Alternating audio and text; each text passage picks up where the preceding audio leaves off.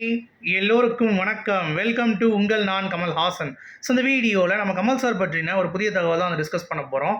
So வீடியோக்குள்ள போகிறதுக்கு முன்னாடி நம்ம சேனலுக்கு நீங்கள் புதுசாக இருந்தீங்கன்னா கண்டிப்பாக சப்ஸ்கிரைப் பண்ணிக்கோங்க. வீடியோ மறக்காமல் லைக் பண்ணிக்கோங்க. இப்போ நம்ம வீடியோக்குள்ளே போகலாம். ஸோ இன்றைக்கி நம்ம முதல் டாபிக் வந்து பார்த்தீங்கன்னா இந்தியன் படத்தை பற்றி தான். ஸோ இந்தியன் படம் ரீரிலீஸ் ஆக போகுது அப்படிங்கிறது உங்கள் எல்லாத்துக்குமே தெரியும். So June 7.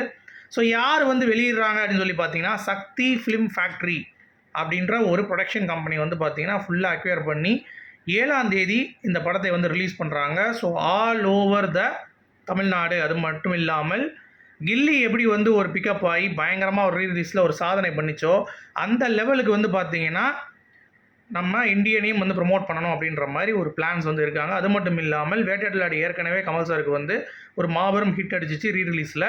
ஸோ அந்த வரிசையில் இந்தியனும் வந்து ஹிட் ஆகும் அப்படின்ற மாதிரி நிறைய பேர் வந்து சொல்லிகிட்டு இருக்காங்க. ஸோ ஜூன் 7 எல்லோரும் வந்து பார்த்தீங்கன்னா ரெடியாக இருப்பீங்க அப்படின்னு நினைக்கிறேன். ஸோ நீங்கள் டிக்கெட் புக் பண்ணும்போது என்ன தேட்டர் அப்படிங்கிறது உங்களுக்கே வந்து உங்கள் பக்கத்து தேட்டரில் வந்து நீங்கள் ஏதாவது ஒரு டிக்கெட் புக்கிங் ஆப்பில் போய் பார்த்தீங்கன்னா உங்களுக்கே வந்துடும். ஸோ அதுக்கேற்ற மாதிரி நீங்கள் டிக்கெட் புக் பண்ணிக்கலாம் அப்படிங்கிறது தான். சரி, மேட்ருக்கு வா. இந்தியன் 2 எப்படி இருக்குது அப்படின்னு சொல்லி பார்த்தீங்கன்னா இந்தியன் 2 சும்மா பிரம்மாண்டமான மேடை வந்து பார்த்திங்கன்னா அமைக்கப்பட்டிருக்கு. ஸோ வேலைகள் வந்து ரொம்ப தீவிரமாக நடந்துகிட்ருக்கு அப்படிங்கிறது நமக்கு வந்து அப்டேட்டு. அது மட்டும் இல்லாமல் ரஜினிகாந்த் அவர்கள் இமயமலைக்கு போனால லாஸ்ட்டாக வந்து அவர் வந்து விலகிட்டார். ஸோ சிரஞ்சீவி அவர்கள், ராம் சரண் அவர்கள், அப்புறம் வந்து பார்த்திங்கன்னா நம்ம டைரக்டர் ஷங்கர், டைரக்டர் மணிரத்னம் அவர்கள், அது மட்டும் இல்லாமல் ராம் சரண், சிரஞ்சீவி நான் ஏற்கனவே சொல்லிட்டேன். ஸோ அவங்க வந்து உள்ளே வருவதற்கான வாய்ப்புகள் ரொம்ப ரொம்ப ஜாஸ்தியாக இருக்குது அப்படிங்கிறது நம்மளால் வந்து பார்க்க முடியுது.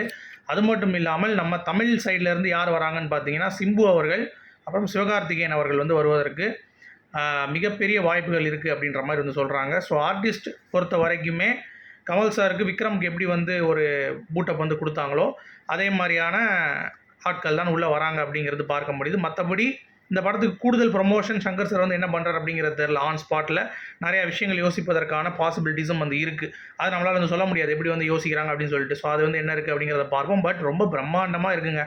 அதில் எந்த ஒரு மாற்று கருத்தும் இல்லை. ஓகேங்களா? அது மட்டும் இல்லாமல் இன்னொரு ஒரு ஷாக்கிங்கான ஒரு விஷயம் என்ன அப்படின்னு சொல்லி பார்த்தீங்கன்னா இந்த படத்தில் 6 ட்ராக். ஓகேங்களா? ஸோ நார்மலான இந்தியன் படத்துலேயும் வந்து 6 ட்ராக் மேலே தான் வந்து இருந்ததுனால பக்கா வந்து அனிருத் வந்து செட் பண்ணியிருக்காரு. ஸோ அதோடைய நேம் வந்துருச்சு. ஸோ பாரா ஏற்கனவே ரிலீஸ் ஆகிடுச்சு. கேலண்டர் சாங்கு, அப்புறம் நீலோர்பம் அது ரிலீஸ் ஆகிடுச்சு. ஜக ஜகா அப்படின்னு சொல்லிட்டு ஒரு சாங்கு. அடுத்து கம்பேக் இண்டியன், அது ஏற்கனவே நம்ம கேட்டோம். கொஞ்சம் இன்னும் ஃபுல்லாக ரிலீஸ் ஆகலை, பட் கேட்டுட்டோம்.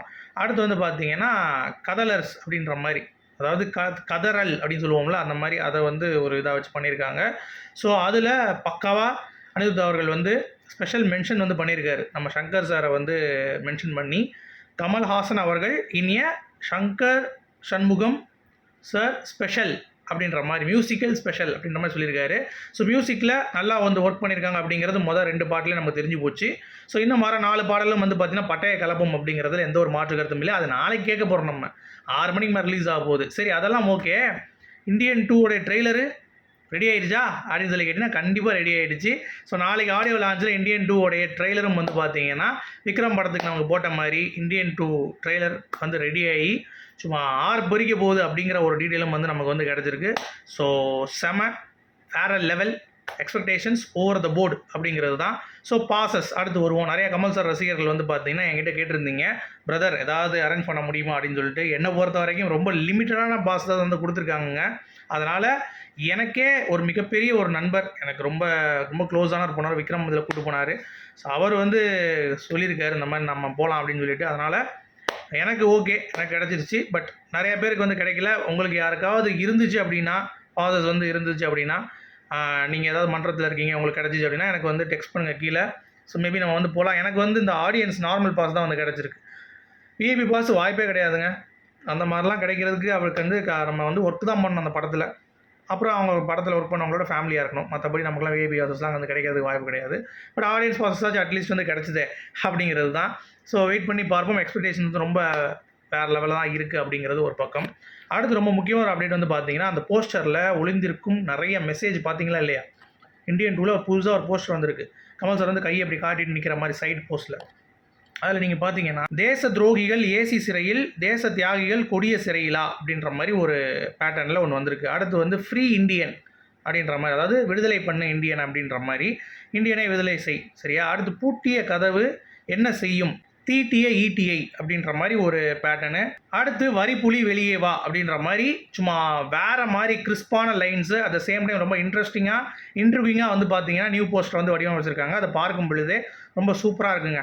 அந்த வாசகமாக இருக்கட்டும், கமல் சாரோட லுக்காக இருக்கட்டும், எல்லாமே வந்து வேறு லெவலில் ஒரு பாயிண்ட் ஆஃப் வியூவில் வந்து இருக்குது அப்படிங்கிறது பார்க்க முடியுது. அடுத்து இந்த படத்துக்கான ப்ரொமோஷன்ஸ் வந்து கூடிய விரைவில் ஆரம்பிக்க போகுது அப்படிங்கிறத நம்ம சொல்லியிருந்தோம். பட் விஜய் டிவி ஆர்டிஸ்ட்டை வச்சு கொஞ்சம் கொஞ்சம் ப்ரொமோஷன் வந்து கொடுத்துட்ருக்காங்க. ரவீனா அவர்கள் வந்து பாரா சாங்க்கு வந்து டான்ஸ் ஆடினாங்கல்ல, அதுவும் இல்லாமல் அது ஒரு பக்கம் நம்ம பார்த்துட்டு இருந்தோம். பட் சிவாங்கி அவர்கள் அவங்க வந்து பார்த்திங்கன்னா ஒரு பாட்டு அவங்களே பாடி அந்த பாடலை அந்த நடுவில் அந்த வரிகள் வரும் தெரியுமா, ஒரு லேடி வாய்ஸில், அந்த மாதிரி இவங்களும் வந்து அந்த ஃபீமேல் வாய்ஸ் கொடுத்து அவங்க வந்து ரிலீஸ் பண்ணிருக்காங்க. அதுவும் வந்து நல்ல ட்ரெண்டிங்கில் இருக்குங்க. ஸோ சூப்பராக வந்து ப்ரொமோஷன்ஸ் வந்து போயிட்டுருக்கு. ஸோ இந்த ஆடியோ லான்ச் முடிஞ்சவொடனே அடுத்தடுத்து வந்து பார்த்தீங்கன்னா உங்களுக்கு வந்து அப்டேட்ஸ் நான் கொடுத்துட்டே இருக்கேன். ஸோ கண்டிப்பாக நம்ம சேனலை ஃபாலோ பண்ணிக்கோங்க, அப்டேட்ஸ் மிஸ் பண்ணிடாதீங்க, ஓகேவா? அடுத்து கல்கியில் ஒரு சூப்பரான அப்டேட்டுங்க. காளி அப்படிங்கிறது தான் கமல் சாரோடைய கேரக்டர் அப்படிங்கிறது கன்ஃபார்ம் ஆகிடுச்சு. கண்டிப்பாக அதை பற்றி எந்த ஒரு மாற்று கருத்தும் இல்லை. ஆனால் நீங்கள் நல்லா கவனிக்க வேண்டியது என்ன அப்படின்னா, திருப்பி நாகர்ஷன் அவர்கள்ட்ட கேட்டிருக்காங்க நேற்று ப்ரெஸ் மீட்டில், இந்த மாதிரி கமல் சாரோடைய கேரக்டர் என்ன சொல்ல போகிறீங்க அப்படின்னு சொல்லிட்டு. அவர் வந்து பார்த்தீங்கன்னா கமல் சாரோடைய கெட்டப் இருக்குது, அவர் படம் ஃபுல்லாக வராரு, நீங்கள் பார்த்துக்கோங்க, நாங்கள் அவரை கெட்டப் வந்து நாங்கள் ரிவீல் பண்ண மாட்டோம், நீங்கள் படத்தில் பார்த்துக்கோங்க அப்படின்ட்டார். ஒரே போர்டில் அவருடைய கேரக்டர் பண்ண முடியாதுங்க, ஏன்னா அது ஒரு எக்ஸ்பெக்டேஷன்ஸு, அதை நாங்கள் வந்து கெடுத்துக்க விரும்பலை அப்படின்ற மாதிரி ஒரே போட போட்டார். என்னடா அது டே அப்படின்ற மாதிரி தான் இருந்துச்சு. அடுத்து தக் லைஃப் பொறுத்த வரைக்கும் கமல் சார் அண்ட் த்ரிஷா அவங்களுடைய ஒரு ஃபோட்டோ வந்து ரிலீஸ் ஆயிருந்துச்சு. அது நல்லா வைரல் ஆகிடுச்சு. அது மட்டும் இல்லாமல் த்ரிஷா அவர்கள் வந்து கமல் சாரை பற்றி ஒரு போஸ்ட் மாதிரி வந்து போட்டிருந்தாங்க. அதுவும் வந்து ரொம்ப சூப்பராக இருந்தது. என்ன அப்படின்னா, நம்ம வந்து சுற்றி இருக்கவங்க பீப்புள் வந்து நல்லா இருக்கணும், குட் சோலாக இருக்கணும், நம்மளை இன்ஸ்பயர் பண்ணுறவங்களும் கூட இருந்தாங்கன்னா இத்தனைக்கும் வேறு மாதிரி இருக்கும் அப்படின்ற மாதிரி கமல் சார் கூட இருக்கிறப்ப ஒரு அதிரடியாக இதுதான் கமல் அப்படின்ற மாதிரி வந்து பார்த்தீங்கன்னா பேசியிருக்காங்க. So that is very very good. So தக் லைஃப்பில் நேற்றும் வந்து பார்த்தீங்கன்னா ஷூட்டிங் வந்து போயிட்டு தான் இருக்குது அப்படிங்கிறது ஒரு பக்கம். கமல் சாருக்கு 3 கெட்டப் அப்படின்ற மாதிரி சொல்லப்படுது. ஆனால் 2 தான் நமக்கு வந்து கண்ணில் காட்டியிருக்காங்க. அடுத்து நீங்கள் கவனிச்சிங்கன்னா இதில் சிம்புவோடைய ரோல் துல்கர் சல்மான் வந்து பார்த்தீங்கன்னா ரீப்ளேஸ் பண்ணுறதுக்கு முன்னாடி 20 மினிட்ஸ் தான் இருந்துச்சான்.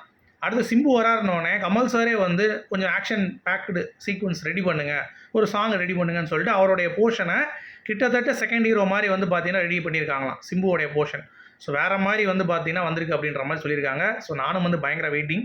அது மட்டும் இல்லாமல் KS ரவிக்குமார் அவர்கள் ஒரு பிறந்தநாள் அவருக்கு வந்துச்சுல, அதில் வந்து ஒரு சுவாரஸ்யமான தகவல் வந்து வெளியிட்டிருக்காரு. என்ன அப்படின்னா 2000 வருஷம் அப்போ வந்து பார்த்தீங்கன்னா அவர் வந்து நான் தெனாலி பண்ணுறேன், ஏன்னா மருதநாயகம் லேட் ஆகும் போல், ஸோ நீங்கள் வந்து ப்ரொடியூஸ் பண்ணுங்கள், தெனாலி நம்ம வந்து பண்ணலாம் அப்படின்ற மாதிரி சொல்லிட்டாராம். அது பேசியே தெனாலி உருவாயிடுச்சு போல். அவர் வந்து நான் ஹேராம் பண்ணுறேன், ஏன்னா மருதநாயகம் அந்த லேவலில் இருக்கும்போது அந்த படம் நடக்காதுங்கிறப்ப ஹேராம் பண்ணியிருக்காங்க. ஸோ 2000 2 படம் கமல் சாருக்கு, ஒரு காமெடி, ஒரு பயங்கரமான ஒரு ஹிஸ்டாரிக் ஃபிலிம் அப்படிங்கிறது தான். ஸோ அதை வந்து ரொம்ப பெருமையாக பேசியிருந்தார். அந்த மாடுலேஷனில் எப்படி தான் கமல் சார் பண்ணார் அப்படிங்கிறதே தெரியல அப்படின்னு சொல்லிட்டு.